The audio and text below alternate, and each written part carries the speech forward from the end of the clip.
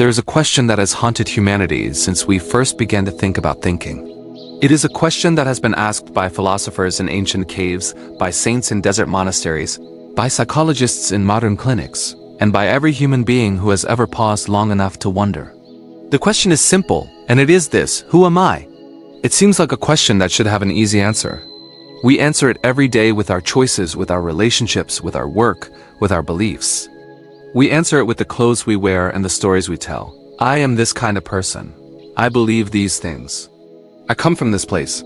I have these wounds, these strengths, these dreams. I am a parent, a child, a worker, a friend. I am introverted or extroverted, anxious or calm, successful or struggling. I am all of these things, we say, and this collection of labels and stories and memories. This is who I am. But what if the person you believe yourself to be is not who you actually are? What if your identity, that seemingly solid collection of stories and labels and memories you call me, is not your true self at all, but merely a costume you have worn for so long you have forgotten you are wearing it? What if the very things you think define you are actually the things that confine you? What if who you think you are is simply who you learn to be? And what waits beneath that learning is something far more real, far more alive, far more free. This is a documentary about unlearning. It is about the courageous process of shedding old identities that no longer serve us. It is about the space between who we were and who we are becoming. It is about what happens when we stop adding more to ourselves, more achievements, more knowledge, more possessions, more labels, and instead begin the radical work of subtraction, of letting go, of releasing. We live in a culture obsessed with accumulation. From our earliest years, we are taught that growth means adding. Learn more, earn more, achieve more, become more. The message is everywhere, and it is seductive. But there is another kind of growth, one that our culture rarely mentions. It is the growth that comes not from addition, but from subtraction. Not from learning more, but from unlearning almost everything. This is the art of unlearning. And it may be the most important journey you ever take. To understand unlearning, we must first understand what we are unlearning.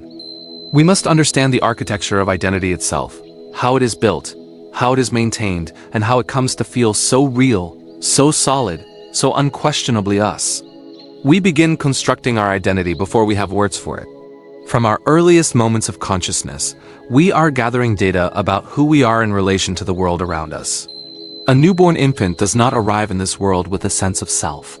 There is no innate knowledge of I am separate from I am hungry or I am comfortable. The sense of self emerges gradually, through interaction, through relationship, through the millions of tiny exchanges that form the foundation of human experience. When an infant cries and a caregiver responds, something profound happens. The infant begins to learn. My actions have effects. I am someone who can influence the world. When an infant smiles and someone smiles back, another lesson is learned. I am seen. I matter. I am someone who evokes response. These tiny moments are the first bricks in the architecture of identity. As we grow, the architecture becomes more complex. We absorb messages from every direction. From our families, we learn what is valued and what is punished, what brings approval and what brings withdrawal of love. From our schools, we learn how we measure up against others, whether we are smart or slow, gifted or average. From our peers, we learn where we fit in the social hierarchy, whether we are liked or excluded, cool or awkward. From our culture, we learn what success looks like, what beauty means, what a good person should be. All of these messages are absorbed, often without our conscious awareness. They become the walls and rooms of our identity. By the time we are old enough to question who we are, the architecture is already largely built. We did not choose its design. We did not select its materials. We simply moved in and began to believe that this structure, this particular arrangement of beliefs and roles and rules was simply who we are. Psychologists sometimes make a distinction between what they call the I and the me. The I is the self of here and now, the aware presence that experiences life directly, without filter, without story. The I is what is present when you look at a sunset and simply see the sunset, without thinking about it, without judging it, without comparing it to other sunsets you have seen. The I is pure awareness, pure presence, pure being. The me is something different. The me is the autobiographical self, the story we tell about who we are based on what we have done and what has happened to us. The me is the collection of memories, beliefs, labels, and narratives that we carry with us through life. The me says, I am this kind of person, I come from this place. I have these strengths and these weaknesses. This is what has happened to me, this is who I am because of it. Both the I and the me are real. Both have their place. The problem is that for most of us, the me has completely overshadowed the I. We do not experience ourselves as the awareness behind our thoughts, we experience ourselves as the thoughts themselves. We do not say, I am aware that I believe I am not good enough. We say, simply and painfully, I am not good enough. The belief has become the identity, the story has become the self. The me is important. It gives us continuity, a sense of history, a narrative thread that weaves our experiences into a coherent whole. It allows us to learn from the past and plan for the future. But when the me becomes rigid, when we believe we are our story, rather than simply the one telling the story, we become trapped. The past begins to contaminate the present. We see ourselves not as we are now, but as we were then. We react to today's situations with yesterday's strategies. We live in a world that no longer exists. Consider the person with an eating disorder who, asked to describe their current body, describes a body 2 or 3 sizes larger than reality. They are not lying. They are not being dishonest. They genuinely see what they describe. But they are not seeing what is actually there in the present moment. They are seeing what was there in the past, or what they fear might be there, or what they have been taught to believe is there. Their I has been completely colonized by their me. The present has been overwhelmed by the past. We all have these distortions, though most of us are not aware of them. We all look at ourselves through funhouse mirrors that we have been staring into for so long. We have forgotten they are distorting anything at all. We believe we are seeing clearly. We believe we know who we are, but what we are seeing is not reality, it is architecture. It is a structure built over decades, with foundations laid before we could question them. Walls erected by experiences we may not even remember. Rooms furnished with beliefs we never consciously chose. This is what we must unlearn. Not ourselves, but the architecture we have mistaken for ourselves. Not who we are, but who we have been taught to believe we are. If our identities are causing us pain, if the stories we tell about ourselves are limiting us, diminishing us, keeping us small, why do we hold on to them so tightly? Why is letting go so extraordinarily difficult? Consider the person who has spent 20 years in a career they have come to hate. Every morning they wake up dreading the day ahead. Every evening they return home exhausted and empty. They know, on some level, that this work is not right for them. They know that continuing this way is slowly eroding their spirit, and yet they cannot leave. They cannot imagine themselves as anything else. The thought of not being what they have been for 20 years feels like imagining themselves without a skeleton. What would they even be? Who would they be? This experience reveals a profound psychological truth. We cling to identities not because they serve us, but because they are familiar. And familiarity, for the human brain, feels safer than uncertainty even when the familiar is painful, even when the familiar is slowly destroying us. The brain is fundamentally a prediction machine. It evolved over millions of years to make sense of a dangerous world by creating patterns and expecting those patterns to continue. When something matches our expectations, even if those expectations are negative, the brain experiences a kind of relief. Ah yes, it says, this is how things are, I understand this. I know what to expect, I am safe. When something violates expectations, the brain has to work harder. It has to create new patterns, new predictions, new expectations. This consumes energy. It triggers what neuroscientists call a threat response. The brain perceives uncertainty as danger, and it mobilizes all its resources to return to the familiar as quickly as possible. This is why we stay in jobs we have outgrown. This is why we remain in relationships that have ended. This is why we cling to identities that no longer fit. Not because we are weak or foolish or lacking in courage, but because our brains are wired to prefer the predictable over the potential. The devil we know feels safer than the angel we do not. Every time we think a thought, we strengthen a neural pathway. Think it enough times, and the pathway becomes a superhighway. The thought becomes automatic. It no longer requires conscious choice, it simply arises, seemingly on its own, as naturally as breathing. Someone says something that reminds you on some level of being criticized by a parent.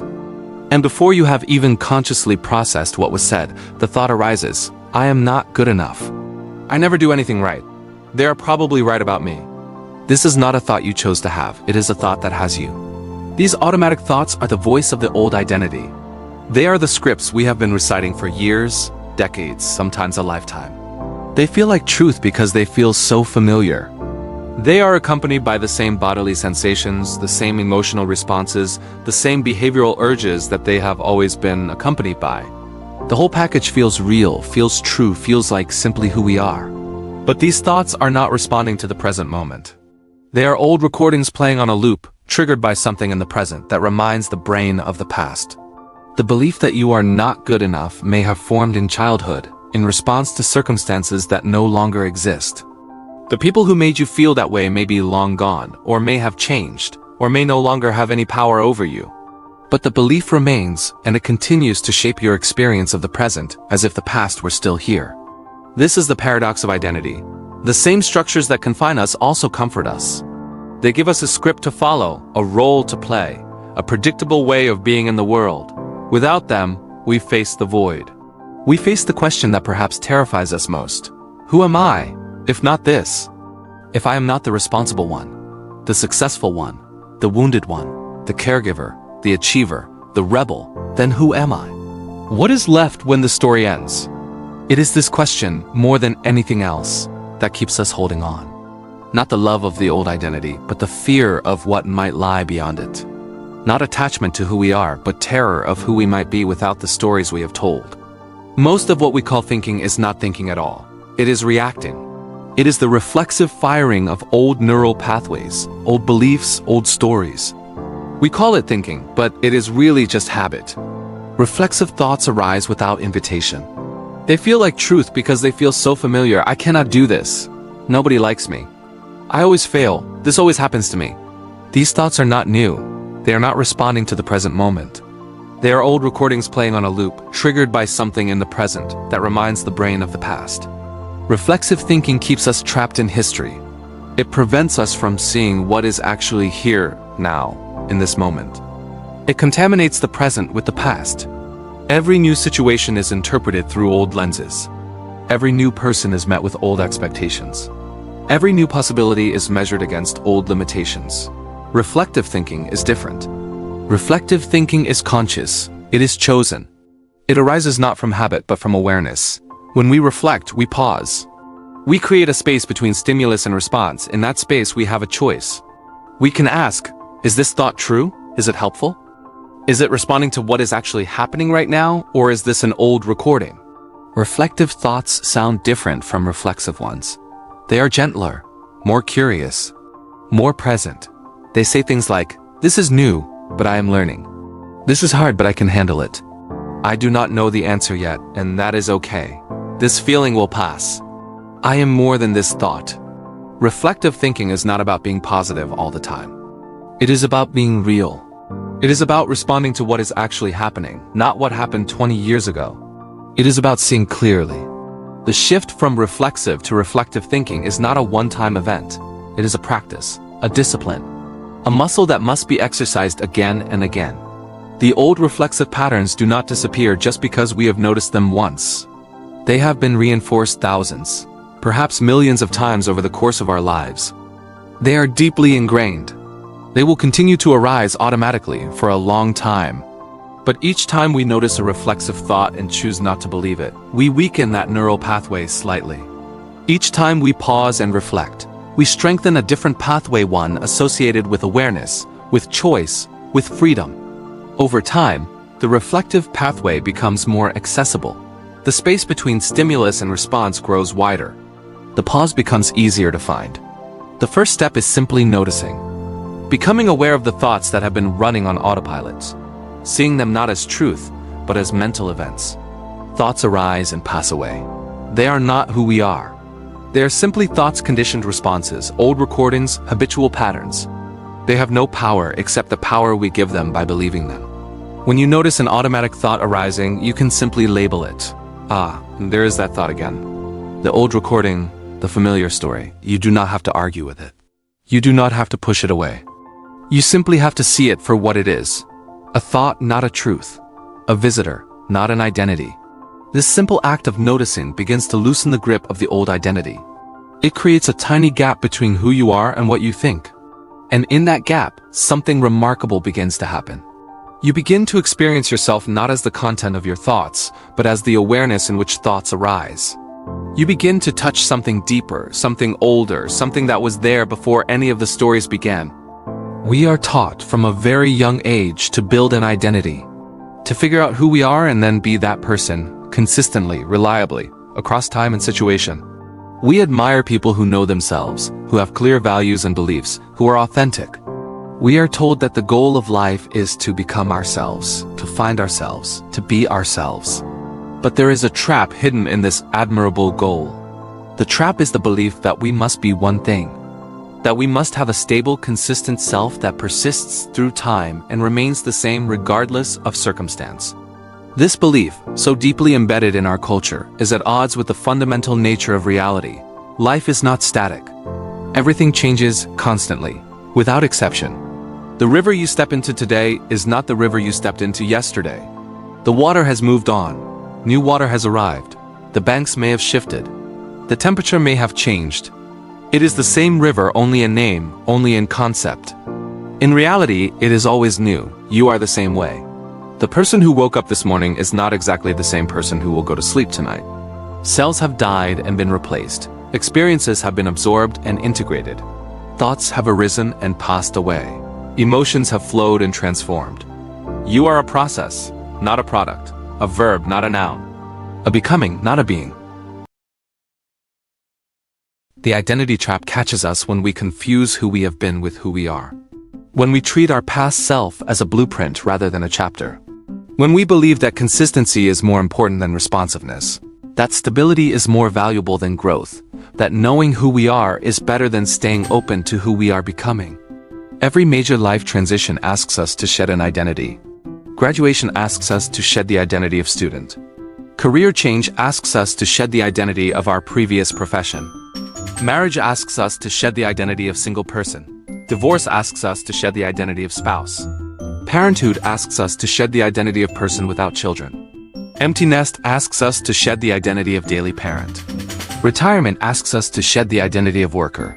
Aging asks us to shed the identity of youth. Loss asks us to shed the identity of person whose life included that which is now gone. Each of these transitions is a kind of death. The person you were is gone. That person had relationships, routines, ways of being in the world. That person knew their role, their place, their purpose. And now that person is no more. Even if you chose the change, even if it was for the best, even if you are relieved or excited about what comes next, there is still loss. There is still grief. There is still the strange disorientation of not knowing who you are in this new landscape. We do not often talk about this grief. We expect ourselves to move through transitions smoothly, to adapt quickly, to know who we are without missing a beat. But real transformation is rarely smooth. It is messy. It is disorienting. It is a kind of wilderness. The wilderness between identities is uncomfortable. We want to get through it quickly, to find solid ground, to know again who we are. But what if the wilderness is not something to escape? What if it is exactly where we need to be? What if the not knowing is not a problem to solve, but a process to inhabit? What if the space between identities is where unlearning does its deepest work? The art of unlearning involves three core areas: beliefs, roles, and rules. Each one builds upon the others. Each one can keep us trapped in identities that no longer serve us. Each one requires our compassionate attention if we are to free ourselves from the past. First, beliefs. These are the narratives we carry about ourselves, about others, about how the world works. Many of them were inherited, not chosen. They came to us from family, from culture, from experiences we had before we could critically examine them. They operate below the surface, shaping our choices, our relationships, our sense of what is possible, without ever announcing themselves. We do not think, I am acting on a belief. We think this is just how things are. Some of our deepest beliefs are about ourselves. I am not good enough. I am unlovable. I am too much. I am not enough. I am broken. I am damaged. I am a fraud.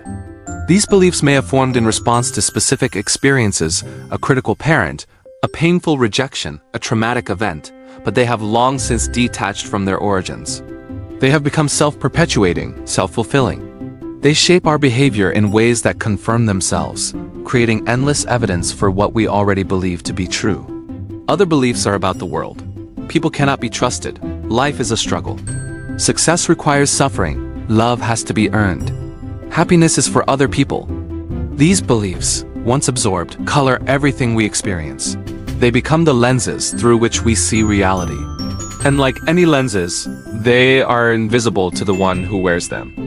We do not see the lenses. We see only what the lenses show us. One of the most important questions we can ask ourselves is, who benefits from me believing this? Sometimes the answer is revealing. Who benefits from you believing you are not good enough? Not you, but perhaps a family system that needed you to stay small.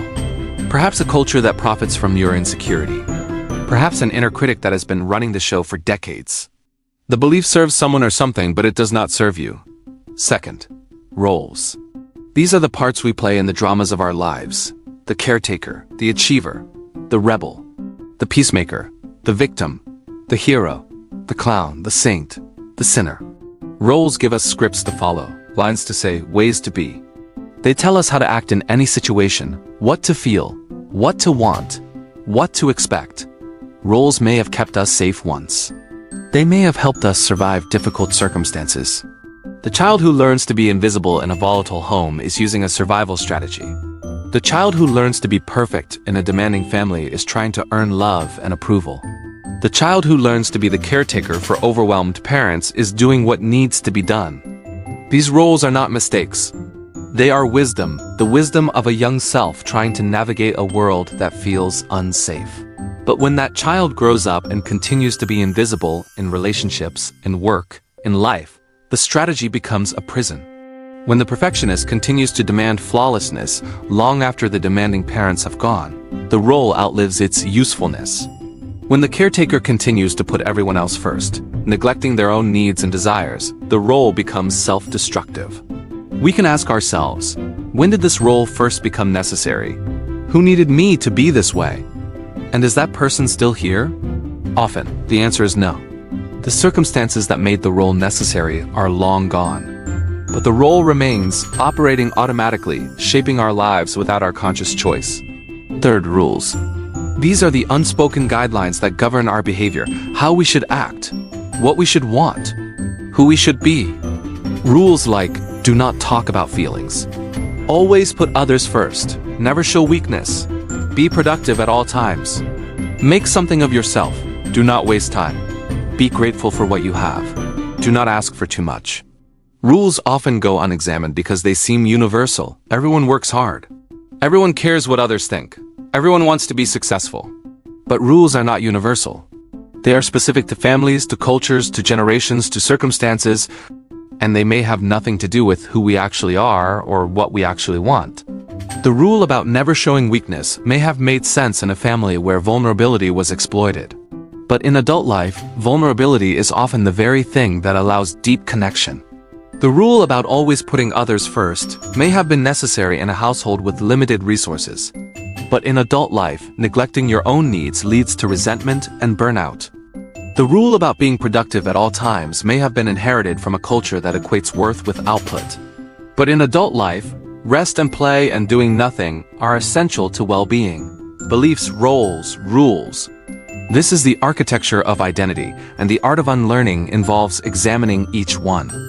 Not rejecting them also may still serve us, but examining them, choosing consciously, deciding what to keep and what to release, becoming the author of our own story rather than simply its character.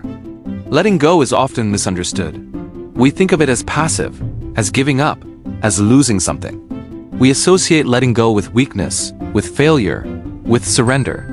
But in the context of unlearning, letting go is one of the most active, powerful choices we can make. We are conditioned to think that greatness means accumulation.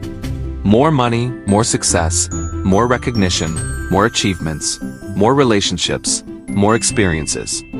The more we have, the more we are. This is the message we receive from every direction, from the moment we are old enough to understand. But there is another kind of greatness, one our culture rarely acknowledges. It is the greatness that comes not from accumulation, but from alignment. It is the power of releasing what is not in alignment with who we truly are.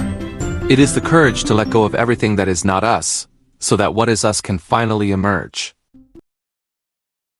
There's a gift in uncertainty that certainty can never provide. Certainty closes doors.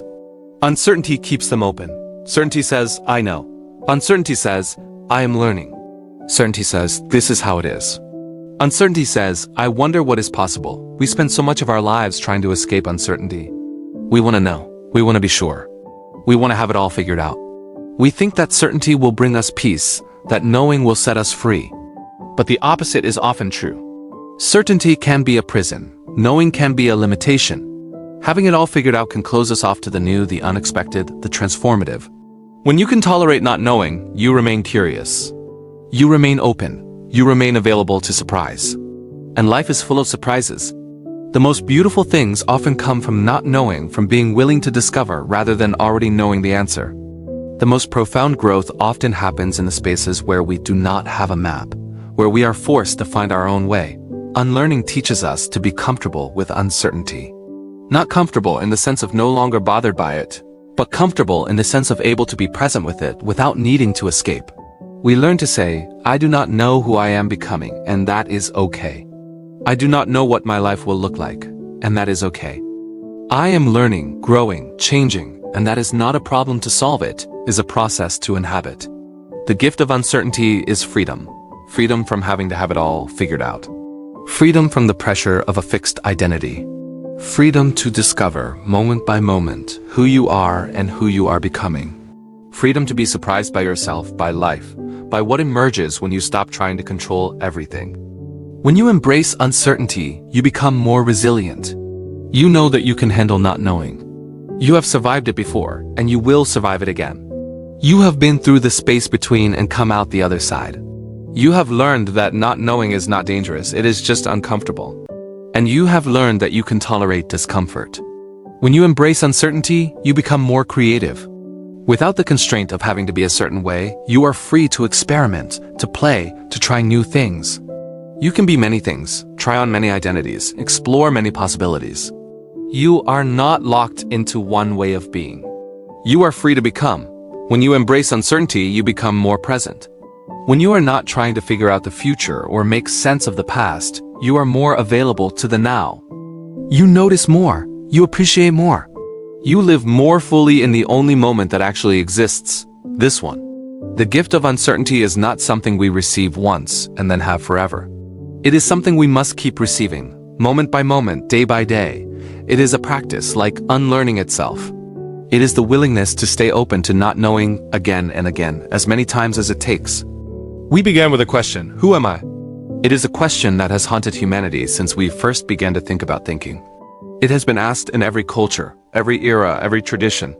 It has inspired some of the greatest works of philosophy, art, and spirituality, and it has no final answer. Because the question itself is the point, not the answer, but the asking. Not the destination, but the journey. Not the identity we finally settle on, but the willingness to keep questioning, keep exploring, keep growing. The poet Rainer Maria Rilke wrote about this.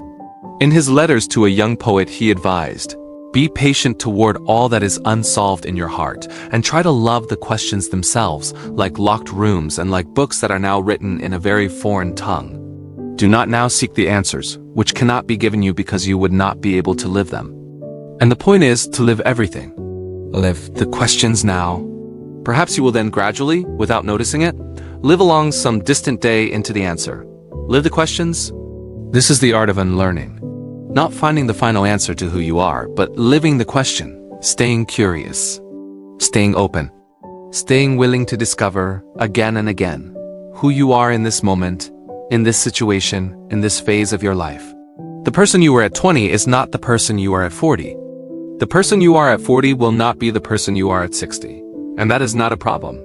That is the nature of being alive. That is the beauty of being human. We are not fixed. We are flowing. We are not static. We are becoming. The art of unlearning is the art of staying in motion. It is the courage to let go of who you were so you can become who you are. It is the wisdom to hold your identity lightly, knowing that it will change. It is the practice of returning again and again to the present moment, to the awareness beneath thought, to the self that is always here, always now, always whole. Who am I? I am the one asking the question. I am the awareness in which the question arises and falls away. I am not the answer. I am not the story. I am not the identity. I am what remains when all of that is seen through. The art of unlearning is not about finding a final self. It is about living in the question, staying open, staying curious, staying willing to let go, again and again, of whoever you thought you were, because who you are is not a destination. It is a verb, a process, a becoming. The space between identities is where we live when we are brave enough to let go of who we were and patient enough to wait for who we are becoming. It is uncomfortable here, disorienting, but it is also alive with possibility. It is the fallow field where new growth will eventually emerge. It is the silence between notes that makes the music possible. In the space between, we learn that we are more than any identity we have ever worn. We learn that our worth is not dependent on our roles, our beliefs, our achievements. We learn that the self beneath the layers is enough, has always been enough, and needs only to be uncovered, not improved. The person you are becoming is already here, waiting, not in the future, but in this moment. Not in some perfected version, but in the ordinary of being awake, being present, being alive. All that is required is the courage to let go of who you were, to release the beliefs that never belonged to you, to shed the roles that kept you small, to question the rules that were never really rules at all. The art of unlearning is the oldest art there is. It is the art of returning home to yourself. It is the art of discovering that the self you were seeking was never lost, only hidden beneath layers of conditioning that were never yours, and it is just beginning. Every moment is an opportunity to unlearn. Every breath is a chance to return. Every thought you do not believe is a step toward freedom. Every identity you release makes space for something more real. The journey does not end, it deepens. It becomes more subtle, more profound, more alive. And at every stage the question remains, who am I now? Not who was I, not who will I be? But who am I, in this moment, right here, right now? The answer is not a thought. It is not a belief. It is not a role or a rule. The answer is the presence in which the question arises. The awareness that has been here all along, witnessing everything, never changing, always whole. You are that. You always were. And unlearning is simply the process of remembering.